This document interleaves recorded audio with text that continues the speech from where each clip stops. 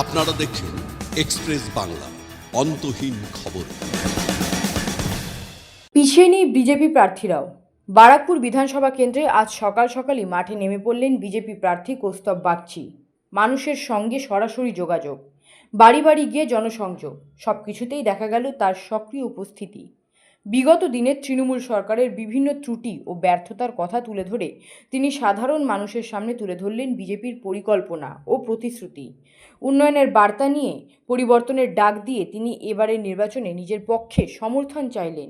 আর সব থেকে বড় পেপার মিল আমাদের ব্যারাকপুর অ্যাসেম্বলি কেন্দ্রের মধ্যেই আছে, সেটার নাম হচ্ছে টিটাগড় পেপার মিল। সেটা পরবর্তীকালে একজন মালিক উমেশ চৌধুরী সাহেব এখন ওটার একটা পার্ট টিটাগড় ওয়াগন চলে, আর একটা পার্ট আপনাদের শুনলে দুঃখ হবে, একটা বড় রিয়েল এস্টেট কোম্পানিকে বেচে দেওয়া হয়েছে এবং সেখানে দাঁড়িয়ে আজকের দিনে দাঁড়িয়ে সেখানে সয়েল টেস্টিং হচ্ছে।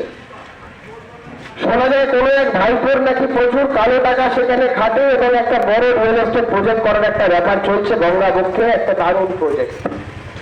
আমি কোন কারখানার জমিতে কোন রকম কোন বিল্ডিং উঠতে দেব না, কারখানার জমিতে কারখানাই হবে।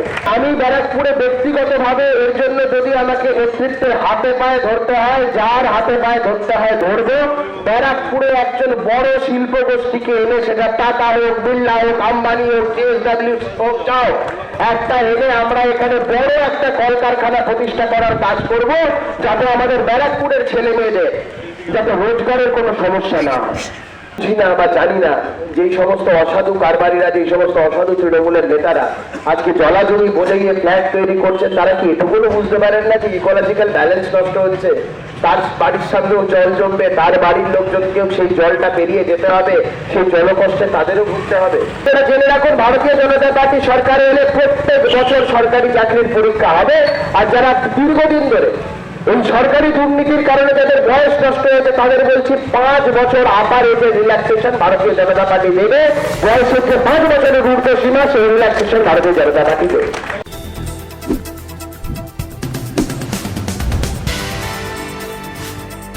আপনারা দেখছেন এক্সপ্রেস বাংলা, অন্তহীন খবর।